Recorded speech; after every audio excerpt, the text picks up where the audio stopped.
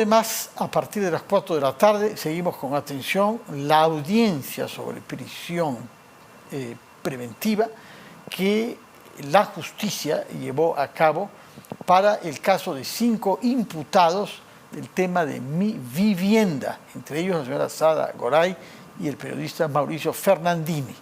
Lo que se decidió, después de haber escuchado a los defensores de los presentes, que eran 4, es reprogramar la audiencia, puesto que se argumentó que el requerimiento fiscal de más de 300 páginas había sido presentado a los abogados defensores demasiado tarde, razón por la cual el juez que ve el tema decidió efectivamente reprogramar la audiencia para el próximo jueves por la mañana, después de que se constatara que mañana no era un día que inspirara garantías de traslado de los imputados. Vamos a hablar sobre este tema con nuestra primera invitada, que es la abogada penalista Romy Chang. Muchas gracias por estar aquí una vez más, señora Chang. No, al contrario, gracias por la invitación. Explíquenos, por favor, cómo son los plazos en un procedimiento de prisión preventiva, puesto que hay personas que están sometidas a una prisión preliminar, 4 de los 5, hay uno que está prófugo, de 10 días. Ya vencieron los 10 días. La audiencia debía, en consecuencia, decidir si salían en libertad o si se les imponía una prisión de otro tipo, llamada preventiva, ya no una sede policial, sino una cárcel propiamente tal. Y se decidió postergar esta audiencia 2 días más hasta el jueves. Durante ese lapso debemos entender que los imputados permanecen en la sede policial en la que se hallan, pese a que ya se venció el plazo máximo de una prisión preliminar, que es de 10 días. Sí, lo que pasa es que acá hablamos de una figura llamada detención preliminar, que es una figura excepcional, no es muy común, pero que contempla que el fiscal, dentro del plazo de 10 días, deba presentar un requerimiento ante el Poder Judicial definitorio, sea ya liberando a las personas detenidas o sea ya, como es en este caso, solicitando una prisión preventiva de un mayor plazo. Cuando se presenta ese pedido, ya la judicatura ha asumido que automáticamente deja de tener sentido el plazo de los 10 días, porque ya vamos a pasar a discutir el tema de una prisión preventiva. Por eso es que estos 2 días adicionales o 4 días adicionales que vamos a tener no se consideran una vulneración de los derechos de las personas que en este momento están siendo detenidas. De acuerdo, y nadie ha reclamado además. Por esa razón. Ahora, usted dice 4 días más, pero no sabemos en realidad cuántos van a ser, porque se nos ha avanzado el juez Justiniano, que lleva el caso, que la sesión del jueves estará dedicada a la organización del tema y solo después se dará la palabra a los 4 abogados defensores, quizás 5, porque el prófugo también tiene derecho a tener un abogado presente. Bueno, y quizás el prófugo puede incluso participar vía Zoom, ¿no?, desde su refugio escondido. Ahora, eso significa que de pronto esto no va a acabar el día jueves. Sí. Puede demorar varios días más. Sí, es posible, en algunos casos, sobre todo de organización criminal, que justamente este es un caso que tiene imputaciones de organización criminal. Esto se suele dar, ¿no? Porque claro, de lo que se trata también es de evitar estas diligencias larguísimas que antes veíamos, de 24 horas casi maratónicas, ¿no?, donde obviamente se desgasta a los magistrados, a los investigados también, y obviamente desgasta a los abogados, que son los que tienen que ejercer la defensa, ¿no?, como al Ministerio Público. Por esa razón es que se recomendó que las diligencias no sean excesivamente largas. Aunque eso suponga hacer varias. Así es. Y tomar Ahora, varios días. Definitivamente hay que tomar en consideración que todo este tiempo estas personas van a permanecer en la carceleta, no en un penal definitivo, por razones de traslado, ¿no? Y bueno, de alguna manera, si es que el resultado fuera negativo para los investigados, es mejor estar en la carceleta que en el penal, ¿no? ¿Por qué? Bueno, porque el penal ya sabemos que hay una sobrepoblación penitenciaria, un hacinamiento terrible, las condiciones lamentablemente no son las mejores, y en el Perú tenemos el gran problema de que quien está como procesado, que sería el caso de estas personas, comparte las mismas celdas y se encuentra... los condenados. Así es. Incluso el porcentaje de los no condenados en las cárceles es bien elevado. 40%. Bueno, esa es nuestra realidad. Ahora bien, para que el juez pueda conceder lo que el fiscal solicita, que es prisión preventiva de 36 meses, el plazo máximo, tengo entendido que se requieren 3 requisitos diferentes. Uno, que hay una prognosis de pena vinculada a indicios sólidos, alta esta prognosis de pena, que en este caso creo que la hay. En segundo lugar, que no haya arraigo domiciliario Y, en tercer lugar, que haya obstrucción a la justicia o temor a que pueda haber obstrucción de la justicia, la forma mayor de la cual es, sin duda, darse a la fuga, naturalmente. Eso es obstruir la justicia de una manera grave. Ahora, es necesario que los tres requisitos se cumplan, los tres tienen que estar presentes para que la prisión preventiva sea acordada. No necesariamente. Lo que siempre va a tener que estar es una prognosis de pena que fundamente, ¿no? Que amerite una cosa grave, que supere los 4 años. En este caso está clarísimo. Sí. Organización criminal, 15 años. Incluso se habla de lavado de activos. También 8 años más. Forma parte de la acusación. Yo no he podido leer aún. No sabemos en fiscal, este momento, ¿no? Porque ojo, la Fiscalía puede ampliar estas imputaciones, pero de momento empezó con colusión y organización criminal y ambos delitos tienen 15 años de cárcel. Se suman, ojo. ¿No? Entonces ya estamos hablando ahí de 30, ¿no? Definitivamente la prognosis de pena es superado, no hay ningún inconveniente con eso. Lo segundo, que sí también tiene que estar siempre, es que la persona se vincule al delito, es decir, que existan graves y sólidos elementos que nos hagan ver que en verdad hay responsabilidad o podría haber responsabilidad penal. Y eso en este caso también lo hay. ¿Por qué? Porque además 2 de ellos, ya sabemos quiénes, incluso han aceptado ser responsables. O sea, ahí está clarísimo. Y lo tercero, y ahí viene la opción, ¿no? Ahí es que haya o peligro de fuga o obstaculización. Es decir, que la persona no tenga arraigo, existe un riesgo de que se va a escapar, de que se puede fugar. En el caso del prófugo eso es clarísimo. O la otra opción es que la persona en libertad pueda obstaculizar la dinámica del proceso. Por ejemplo, amenazando testigos. Por ejemplo, impidiendo que las personas vayan a declarar, comprando voluntades. Y claro, todo eso también lo tiene que valorar el juez para decidir si concede o no la prisión preventiva. En el caso visto, la Fiscalía ya desde un primer momento, bueno, esto salió a la prensa también, a la luz, se estaban pidiendo dobles nacionalidades, al señor Ferrandini se le detiene en los contornos de la embajada, no habrían dicho la verdad, también desde el lado de la obstaculización. Hay un problema ahí, no está facilitando ni tampoco contribuyendo con el esclarecimiento de los hechos. Entonces, yo creo que en verdad en este caso el Ministerio Público tiene argumentos sólidos para poder ganar la prisión preventiva, ¿no? Y el hecho de que se haya pedido 36 meses, el plazo máximo, a los 5 por igual, ¿significa que los 5 tienen el mismo nivel de responsabilidad? No, eso está vinculado al tiempo que el fiscal más o menos estima le va a tomar la investigación para poder presentar una acusación y conseguir una sentencia condenatoria. Una vez más, ¿por qué tanto tiempo? ¿Por qué ir al plazo máximo? 36 meses para un caso que es interno. Acá no hay paraísos fiscales, no hay otras lenguas de las que traducir, no hay otras justicias a las que pedir ayuda. ¿Por qué entonces estamos poniéndonos en la hipótesis de una investigación que demorará 3 años?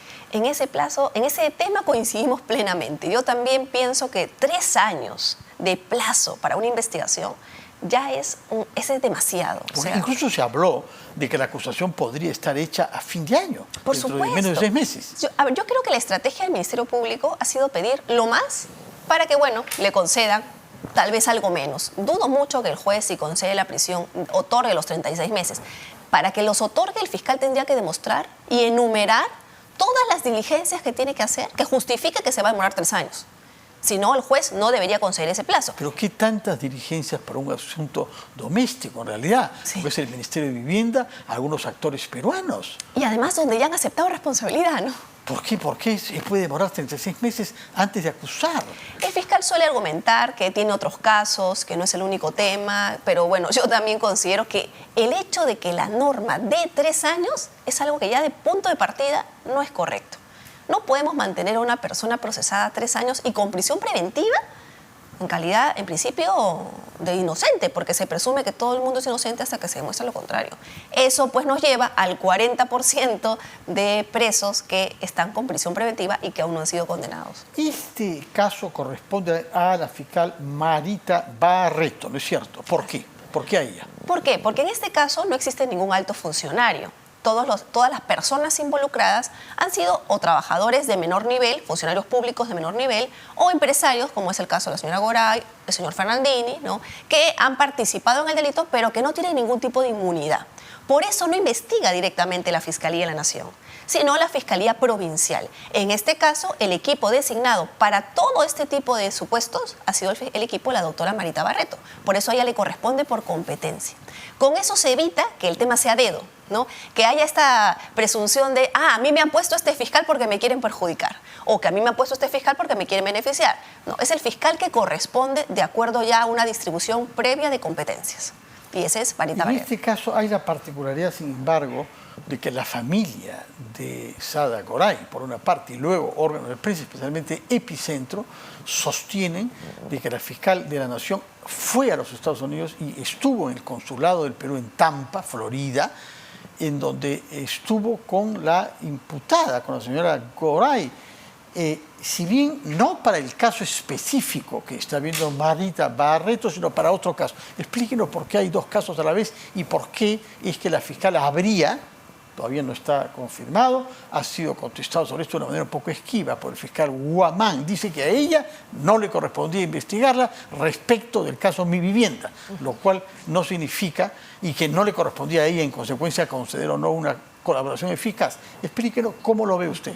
¿Qué pasa? Aquí hablamos de un hecho, pero en el que han participado personas con diferentes inmunidades, o sea, con diferentes condiciones. Como lo decíamos, los funcionarios públicos de menor nivel van al equipo de Marita Barreto, pero los funcionarios públicos de alto nivel con inmunidades, como es el señor Castillo, los exministros, ellos tienen que ser investigados por los mismos hechos, pero por la Fiscalía de la Nación. Entonces hay dos carpetas, dos fiscalías, la del despacho del doctor Guamán, que es Fiscalía de la Nación, y de la doctora Marita Barreto, que es la Fiscalía Provincial, en paralelo investigando. ¿Qué significa esto? Como a la señora Goray le corresponde la fiscal Barreto, si ella quiere obtener algún beneficio de colaboración eficaz, es con ella con quien lo tiene que tramitar. Pero ¿cuál es el tema? Que su declaración era relevante respecto a los altos funcionarios, porque la coima supuestamente iba dirigida a los altos funcionarios. En ese contexto... Al propio presidente. Al propio presidente. Dice, no vamos a ver si se confirma esto. Exacto. Entonces, en ese contexto es relevante para la fiscal de la Nación y el doctor Guamán tomar la declaración, pero ojo, no en calidad de colaboradora, sino en calidad de testigo. ¿Qué diferencia es esa? La diferencia es que el colaborador, en un caso, asume testigo responsabilidad. Sincero, ¿cómo se llama? Testigo protegido. Testigo protegido. Así es. No, entonces, el testigo protegido no está siendo investigado en ese caso, es testigo en ese caso. Lo que no significa que en otro pueda estar siendo investigado, que es lo que pasa aquí. ¿No? Entonces, o sea, la señora Sada Goray ha podido, y quizás de facto lo ha sido, vinculada a dos procedimientos fiscales diferentes. Uno en el que ella es investigada de una investigación y ahí hubiera podido ser colaborador eficaz si es que la fiscal Barreto lo hubiera aceptado, y otro en la que es, dice, testigo protegido, en donde creo que declaran incluso con un nombre reservado, ¿no? Así es. Se habla sí, porque el testigo protegido es protegido por ciertas condiciones especiales que así lo ameritan. ¿Qué significa esto? Que su declaración, por ejemplo, no va a ser comunicada a todas las partes, va a mantenerse en reserva. ¿Por qué? Porque se busca, como es en las películas americanas, ¿no? Proteger ese testigo importante que finalmente va a llevarme a acreditar mi teoría del caso, a poder demostrar que el presidente recibió una coima. Entonces ese testigo lo protejo. Si la fiscal de la Nación se hubiera entrevistado, porque no lo sabemos, ¿no? Se hubiese entrevistado con la señora Goray. Parece que sí, no ha sido negado, ¿no? Parece no ha sido negado sí. en todo caso. Así es, ¿no? Y le ha tomado su declaración como testigo o ha tenido algún tipo de entrevista orientada a tomarle a futuro una declaración como testigo, hubiera sido totalmente regular. No hay nada irregular ahí. Lo que dice la familia, le piden, parece, le hace como una exhortación, sí, ¿no? A que la proteja, sí. De que la proteja, que cumpla con su palabra. Bueno, sí, lo que pasa es que el testigo protegido se le protege, pero no por ser colaborador eficaz, no por ser aspirante, porque es un testigo protegido. ¿Qué pasa, no? Todo esto se cae cuando la fiscalía descubre que ella no está colaborando y que no dice la verdad total, ¿no? Entonces allí ya su condición de aspirante deja de serlo y pasa a ser una investigada común y corriente. Y probablemente en esa condición tampoco sea un testigo ya muy importante para la Fiscalía de la Nación, porque claro, en la boca del mentiroso la verdad se hace dudosa. La verdad se hace... Ahora, si esto es así, ¿habría que ocultar que la señora fiscal haya ido a los Estados Unidos para esa diligencia? Porque han insistido en que era reservada. Y choca pues enterarnos esto por la familia de la imputada, y luego tener que reconocer las cosas un poquito a contracorriente. Es decir, todo lo que contribuye a que los ciudadanos tengan dudas y no vean con transparencia los procedimientos es malo. En este caso nos estamos enterando de esto, creo que varios meses después de los hechos, porque la familia ahora está presionando a la fiscal de la Nación con ese tema. Pero ¿por qué hay que ocultar eso? Sabiéndose que es muy difícil ocultar cuando hay familiares y otras personas. Sí, bueno, esto es porque se entiende que todos los procedimientos a nivel del Ministerio Público son reservados, ¿no? Sobre todo en causas penales. Lo que pasa es que nosotros hemos venido teniendo una ola, ¿no?, donde todos los procedimientos penales se han hecho de alguna manera públicos, y es más, tenemos incluso al fiscal Rafael Vela con un procedimiento de investigación por haber hecho público casos que estaban a nivel fiscal, ¿no? Entonces, eso es lo que dicen las normas. Las normas dicen toda investigación fiscal se mantiene en reserva solo para las partes. No, ahora, claro, lo que pasa es que en este caso se ha mantenido en reserva incluso para las partes, por la figura del testigo protegido. No, pero yo entiendo que esto es una estrategia de la Fiscalía de la Nación, porque claro, en el caso del señor Castillo y de los otros altos funcionarios, está también todo un tema político detrás, que es el tema de las inmunidades ante el Congreso. También hay cuestionados a nivel del Congreso los famosos niños, los supuestos niños, que también votan por ahora en el Congreso. Entonces, todo eso habría creado pues un clima donde la Fiscalía de la Nación consideró probablemente más relevante no decirlo. Y es más, no lo ha dicho hasta ahora, no lo ha aclarado. No lo niegan, pero en fin. Ahora, ¿por qué hay que ir a los Estados Unidos para entrevistar a esta señora en vez de hacerla venir, como finalmente sucedió hace 2 semanas cuando fue detenida? ¿De cuándo acá los fiscales tienen que gastar dinero público para viajar, los que se ocupan del caso como Marita Barreto y su equipo, y la señora fiscal de la Nación, por lo que parece también? ¿Por qué viajar allá en vez de hacerla venir a ella? Y con el dinero de ella, naturalmente. Eso se puede hacer cuando el testigo tiene tal importancia que yo, como sea, quiero garantizar su declaración. Cuando a mí me interesa, por sobre todo, que aporte con mi caso. Claro, porque en ese momento ella era la única que decía: yo di una coima para el señor Castillo, toda su familia y todos estos funcionarios. Entonces, en ese momento, probablemente el Ministerio Público, tanto el equipo de Marita Barreto como el equipo de la Fiscalía de la Nación, consideraron una joya esa declaración. Y claro, si es una joya, yo voy a donde esté y garantizo que la joya no cambie de opinión. A la joya. Porque de repente la joya decía, no, porque si yo voy, de repente me ponen una prisión preventiva, una detención preliminar, y ya no, entonces yo no me quiero arriesgar. Entonces hay negociación. Eso suele ocurrir. Entonces, claro, para darle confianza a ese testigo, que finalmente va a ser colaborador, yo acepto sus condiciones. Pero claro, cuando luego me entero que el testigo me miente, definitivamente armo otra estrategia, que es lo que hemos visto todos públicamente. La hago venir y aquí la detengo. Y por eso la detención preliminar. De acuerdo.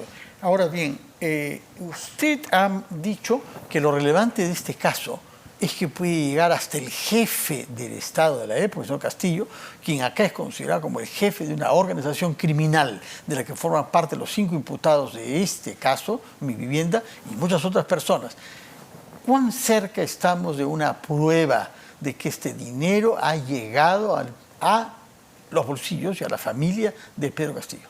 Yo creo que para responder esa pregunta va a ser fundamental conocer el testimonio de los aparentemente 3 colaboradores eficaces que prácticamente han sacado de la jugada a la señora Goray y al señor Fernandini. O sea, han dado información y han probado información que ellos hasta el día de hoy no han podido aportar y que más bien ha demostrado que ellos mentían. Hay uno que salta a la vista, si es que se puede decir, puesto que está metido en este caso como un actor de la corrupción fundamental, que goza de plena libertad, es el señor Salatiel Marrufo, ¿no? Así es, probablemente él ha aportado alguna información o documentación que sí vinculan al presidente. Y si es así, claro, la fiscal de la Nación, y bueno, más que la fiscal de la Nación, la fiscal Marita Barreto, ya no tiene nada más que hablar con la señora Goray. ¿Lo sabremos cuándo? ¿Dentro de 36 meses? Yo creo que tal vez lo sabremos cuando el fiscal formule su acusación, eso de fijo, porque ahí van a salir todos los argumentos, si es que lo hace rápido, y tal vez en la audiencia de prisión preventiva, porque el juez va a leer... Cuando el fiscal formule la acusación, esto es el jueves. Todavía falta, perdón, claro, no, el fiscal el jueves va a sustentar la acusación. el pedido de formalización de investigación preparatoria. Y también el pedido de prisión preventiva. Cuando el juez resuelva, ahí de repente vamos a poder saber, porque algo va a mencionar. Pero con seguridad... El juez resuelva esta semana misma. Sí, claro, por supuesto. ¿No? Pero con seguridad, porque probablemente van a tratar de proteger a esos testigos y solamente mostrar lo más relevante, ¿no? Con seguridad lo vamos a saber el día que la fiscalía, que esto puede ser en varios meses, formule su acusación. Ya, no, puede ser dentro de 36 meses también. Para sí, eso están pero pidiendo dudo mucho que sean 36 meses. Porque, ojo, los 36 meses son para que el fiscal formalice acusación, se lleve el juicio y se le condene. Sí. Si no ocurre eso antes de los 36, después de los 36 meses salen a los 36 meses. Claro, van a salir así libres. Es que tiene que prestar su acusación antes, si no... Entre tanto, el ministro del sector está preso y no se sabe mucho de él. ¿Tiene alguna referencia? ¿Cómo interpreta usted la situación de Heiner Alvarado? Bueno, lo que pasa es que cada uno corre con su propio ritmo, ¿no? Recordemos que la prisión preventiva se evalúa no en conjunto, se evalúa por cada persona de manera individual. Entonces, claro, en la evaluación que se ha hecho de cada uno se ha dispuesto que él cumpla este tema de la prisión preventiva, ¿no? Por otras consideraciones. Hay un elemento nuevo que ha aparecido en la documentación fiscal, creo que es la formalización de la acusación, ¿no? De la investigación preparatoria. La formalización de la investigación preparatoria destinada a poder pedir, por una parte, esta foto que ha aparecido ahí, que en el documento fiscal se asume que ha sido tomada en la vivienda del señor Fernandini. Hay un cuestionamiento de eso que ha sido hecho por la defensa. Me imagino que habrán peritos que podrán establecer si esa foto ha sido hecha en esa vivienda o no. Sí. No puede caber este debate mucho tiempo, ¿no? No, por supuesto, eso es un peritaje con facilidad. Ver ese cuadro que no se ve con mucha claridad acá, en fin, habrá que reconocer todo eso, si ha estado ahí, y eso será fácil de hacer. Y la vivienda no está sometida a mayores controles. No, en principio no, pero ojo, no hay que olvidar también que en el Perú tenemos la famosa extinción de dominio, que es un proceso que corre de manera paralela. Entonces, los bienes que una persona no puede acreditar y que se presume tienen un origen ilegal, por ejemplo, coimas, el Estado puede pedir la extinción de dominio, puede pedir quitarle a la persona esos bienes. Y esto es un proceso Pero por lo pronto lo que queremos saber es si es exacto que el señor Alvarado, ministro de Vivienda, estuvo ahí, tal como el documento fiscal parece creer. Así es. Quiero aprovechar de su presencia para hablar de otro tema, sobre el cual ya la he escuchado expresarse con mucho conocimiento, que es el tema de plagio que se atribuye a la señora Boluarte. Ella ha negado el cargo, sosteniendo en buena cuenta que no era un libro. Entonces, ¿cómo se llama ese objeto que se ha encontrado, el único ejemplar que se conoce, en la Biblioteca Nacional, pero que le ha servido para ponerlo en su currículum cuando postuló a un puesto en la función pública, es decir, en RENIEC, donde ha ejercido hasta que asumió la vicepresidencia? La verdad a mí me parece sorprendente, porque para empezar, el delito de plagio no requiere que el plagio sea en un libro. El plagio es apropiarme de ideas ajenas y presentarlas como si fueran propias. Eso es plagiar y eso es lo que se sanciona en el Código Penal. Es irrelevante que yo lo haga en un libro, que lo haga en un correo electrónico, que lo haga en un Twitter, da exactamente igual. El asunto es, yo me acojo ideas ajenas, robo ideas ajenas. Eso es el robo intelectual, si lo queremos decir en términos sencillos. Entonces, que ella diga que eso no es un libro, no la exonera del delito, para empezar. No sirve de nada ese argumento. Y en segundo lugar, claro, si está en la Biblioteca Nacional como un documento impreso, eso se llama libro. En la biblioteca lo que hay es libros, salvo cartas de los héroes y fundadores de la República, ¿no? Exactamente, bueno. Y además está objeto a consulta. Entonces eso que ella diga, pero la intención no era que circule, pero entonces no lo meto a la Biblioteca Nacional. Es obligatorio, ¿no? Es obligatorio cuando uno publica un libro en este país, es obligatorio dar un ejemplar. No sabemos, hay otros ejemplares, pero en todo caso lo que parece es que ha sido hecho para postular a un puesto público. Quiere decir que ese puesto público habría sido obtenido sin los requisitos o de una manera fraudulenta. De una manera fraudulenta, mintiendo, ¿no? Un delito de falsedad genérica de todas maneras hay ahí. Mentir en la información que consigno en mi currículum. Bueno, se acumulan varias sombras en torno a actividades de la señora Boluarte. Es cierto que en el año 2004, me parece, cuando apareció este libro, paradójicamente, sobre derechos humanos. Uf. Bueno, señora Romy Chang, muchas gracias por explicarnos con claridad y serenidad temas que requieren efectivamente ser vistos con mucha serenidad. Muchas gracias por su presencia y muy buenas noches. Vamos a hacer una